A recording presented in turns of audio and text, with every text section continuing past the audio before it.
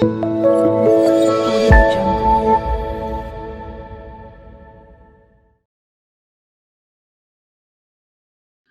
this is valid in case of discrete random variables. In that case, we define probability mass function for that experiment. So let's take an example. I take x as the number that comes when we roll a fair dice.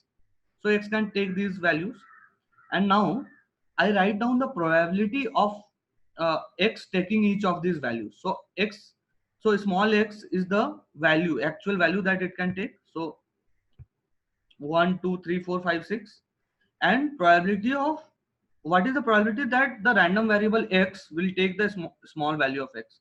That is, this is the value of probability of x equal to 1. This is probability of x equal to 2, and so on.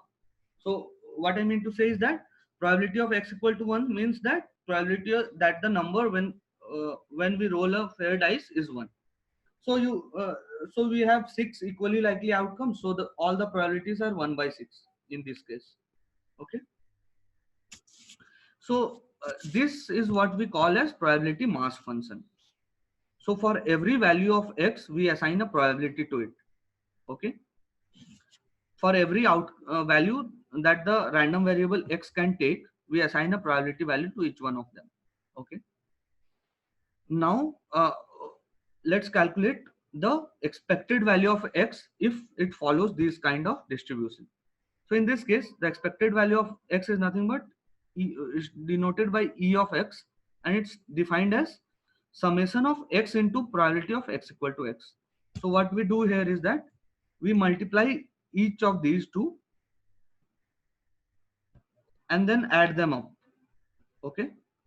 So I'll just do it here. This will give you the value of e of x, which is again 3.5. Okay. So this is how you calculate the expected value of x, which is also known as the mean of x, mean of this random variable x, right? We can also calculate the variance of this random variable. Okay. How much is the spread in the data?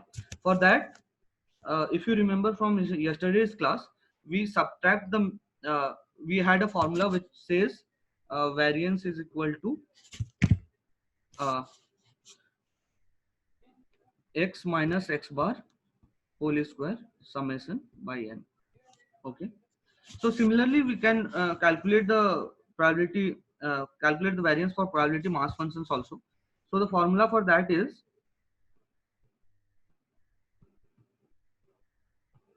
this. So you calculate the expected value of x square first, and then you subtract it with the mean value, that is this whole square. Okay. So this is the formula for the variance of x.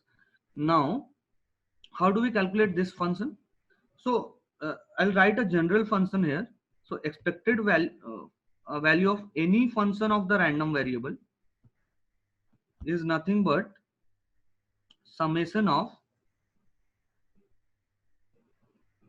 g of x into probability of x equal to x. Okay.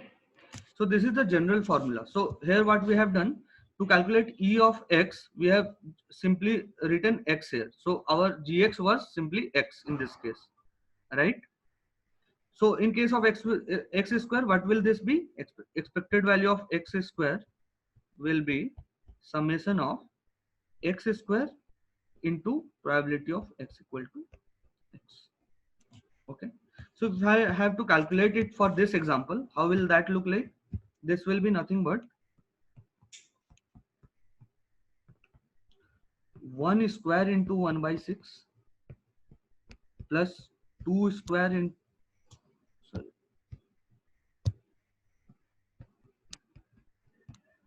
plus, and so on, and you will calculate 6 square into 1 by 6. So this will give you the value of expected value of x square. So that you can put in here. Okay. That you can put in here, and the expected value of x you will calculate similar to this, right? Similar to this. You will put it here and take the square of it. This will give you the variance of x. what is the spread in the values of x, how wide the values of x are in this experiment. So this is a measure of that particular value. Okay, so this is all about probability mass function.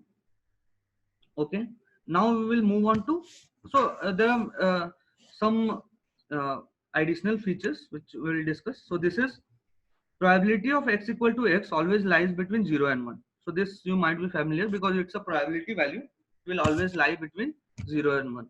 So these values will always lie between 0 and 1, each one of these. Okay, and then the sum of all these will be 1.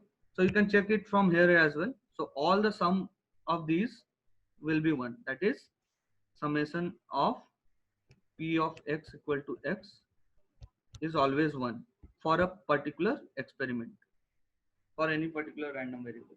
Okay.